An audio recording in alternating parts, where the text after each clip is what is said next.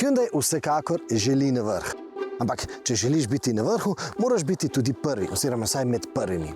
In Hyundai vsekakor je redno med prvimi. Recimo pri električnih avtomobilih je bil med prvimi, bil je recimo, zdaj hoče biti prvi pri gorivnih celicah, prvi je imel SUV-je in pa zdaj hoče biti med prvimi z asistenčnimi sistemi oziroma z elektronskimi pomagali v avtomobilih. In ena taka elektronska novotarija je tudi sistem, ki je povezan s tem ključem.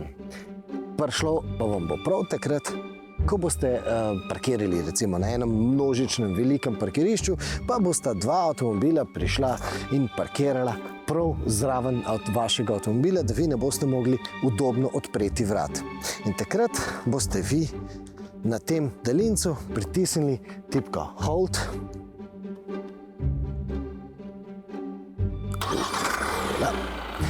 In potem avtomobil pomaknili nazaj.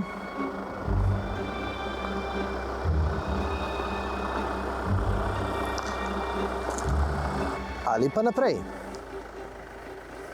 No, pridi avto, pridi.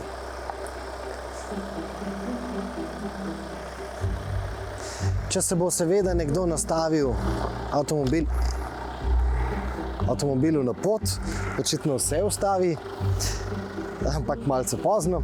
No, ampak kakorkoli, takšen sistem smo vam v avtomobilnosti pokazali že na primeru nekdanje BMW-jeve sedmice, ultra dragega avtomobila. No, Hyundai prav takšne novotarije prinaša tudi v takšen mal bolj dosegljivi razred. Recimo v najdražjega Hyundai Santa Fe. Poglejmo ga.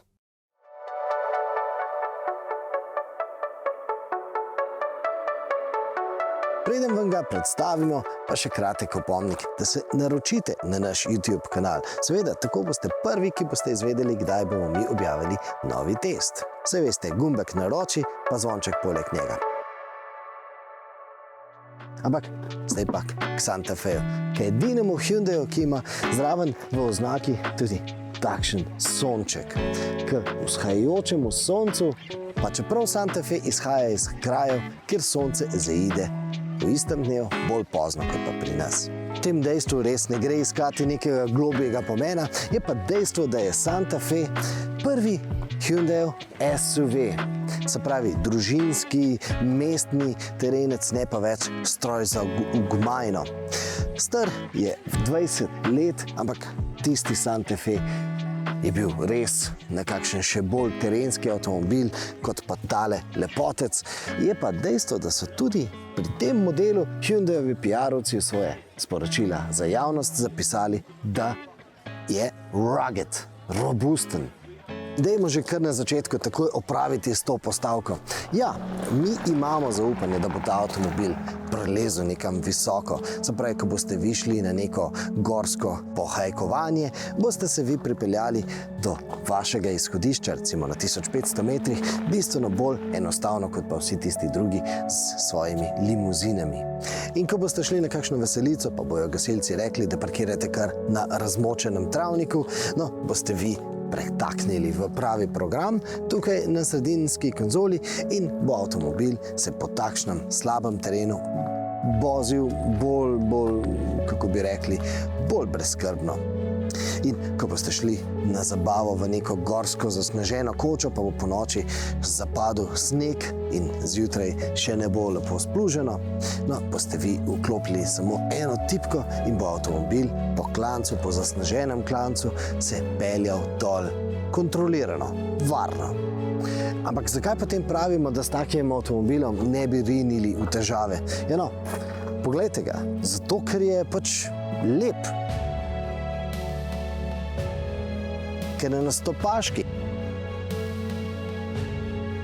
ker je pač takšen, da ne bi tvegali, da bo ta lepa rdeča barva bila oddrajsana od vej, ali pa da bi s kamenjem poškodovali ta lepa 20-palčna platišča. Ker 20 let nazaj je bil ta terenski pridih SUV-jev nekaj povsem druga kot pa danes. Danes so SUV-ji premijski avtomobili.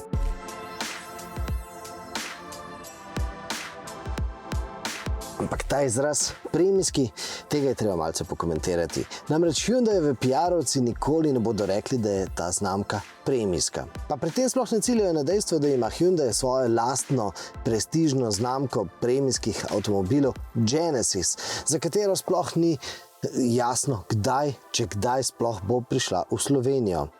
Tukaj gre bolj za to, da izraz premijska znamka označuje tudi premijsko storitev. Se pravi, ne samo premijske izdelke, ampak tudi razno razvajanje, recimo dogodke, s katerimi premijske znamke navdušujejo svoje kupce, ki so pa tako ali tako že vse možne bogatije navajeni. In Hyundai ostaja pri tem, da bo ponujal samo premijske izdelke. To ni več samo bogato opremljen in pa recimo bogato odmeren avtomobil, kot so bili nekoč Hyundai v 90-ih letih, tisti ta največji. Ne, to je pravi premijski izdelek z dobrimi materiali tukaj v kabini, z odličnim napa usnjem in pa nasploh premijsko tehnologijo. Torej, čeprav znamka noče biti premijska, pa ta avtomobil gotovo nosi premijski predznak.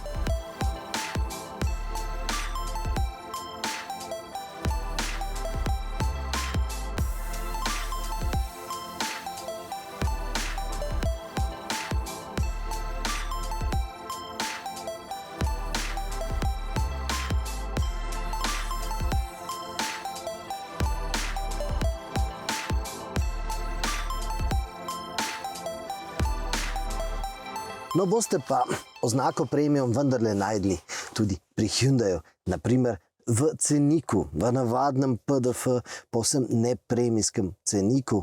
In tam boste našli oznako premium. Gre za paket opreme, ki je kar 8000 evrov dražji od tistega osnovnega style paketa, ampak menimo, da je vredno doplačila. Verjetno boste se odločili, da boste doplačali še za dodatnih 5000 evrov, kolikor stane takšen najdražji paket opreme. Verjetno boste doplačali tudi 2 zadnja sedeža tukaj v prtljažniku, 2 dodatna sedeža v prtljažniku, pa verjetno si boste umislili tudi pravo rezervno kolo, zato da boste bolj brezskrbno se vozili po terenu. Torej, tako impozanten Hyundai Santa Fe bo na koncu stal kar 59 000 evrov. To je seveda absolutno veliko, relativno pa niti ne tako zelo. In v Sloveniji se najdejo kupci, ki odštejejo toliko za takšen avtomobil. Novi Santa Fe ima novi dizelski motor.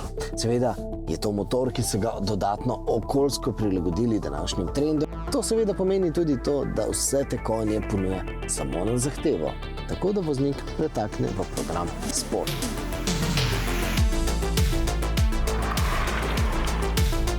Šele takrat ta motor ponudi vse tisto, kar zmore. Ampak mi smo se vozili večkrat v programu Comfort in pa Eco, namreč ta motor ni prav varčen. 7,7 litrov je vsaj nekakšna normalna poraba tudi pri umirjeni vožnji. Vsekakor je vredno razmisliti, ali ne bi vzeli rajši hibridnega Santa Feja, ki stane pravzaprav enako vsoto denarja in s tistim se boste vozili bistveno bolj varčno po mestu. Če so vaše vožnje po avtocesti, potem je verjetno takšen avtomobil bolj smotrn. Ampak prihaja tudi Hyundai Santa Fe kot priključni hibrid. In ta hibrid bo ponujal vožnje na elektriko po mestu. In tisto bo pa verjetno še bolj zanimiva izbira.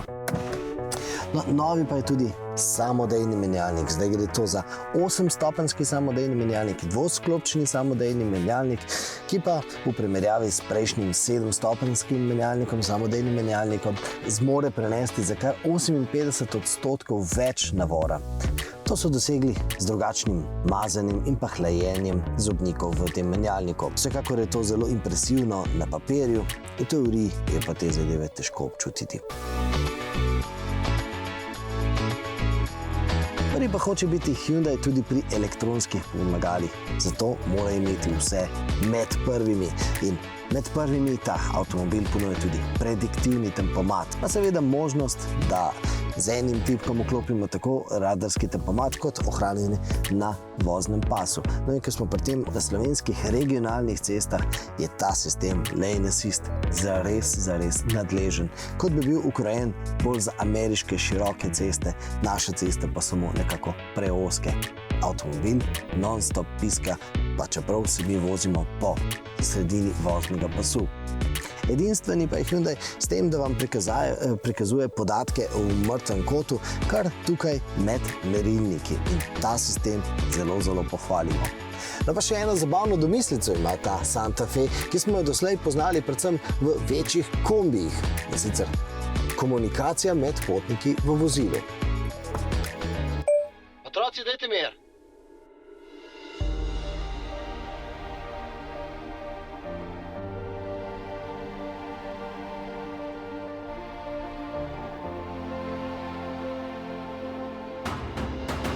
No, prostornost je prednost tega avtomobila in tudi relativno, ne samo z vidika, da ima velike zunanje mere, ampak takšnih prostornih družinskih SUV-jev najdemo na trgu še kar nekaj. Recimo pri Volkswagenu, pri Škodi, pri Seatu, pri Fordu, pri Kii, pa še kje tudi pri vseh premijskih znamkah. Ampak cenovni razpon pri teh modelih je resnično velik, tudi 20 000 evrov pri enem modelu in več. Zato je tisto glavno vprašanje, ki se ga je treba lotiti pri izbiri takšnega terenca, predvsem, a želimo, ko vstopimo notri, reči lepo, fajn, ali pa želimo reči wow. In takšen 60 000 vreden Hyundai sproži tisto drugo reakcijo. Wow. Je pa potem tukaj eno bistveno dejstvo, ki se ga je treba zavedati. Santa Fe ni samo veliki tucson, je bistveno več. Po lestvici je bistveno višje, tako recimo po ceniku, pa tudi v teoriji in praksi. Ampak morda vam bo vseeno tucson že ustrezal. In predlagam, da to preverite z vašim naslednjim klikom.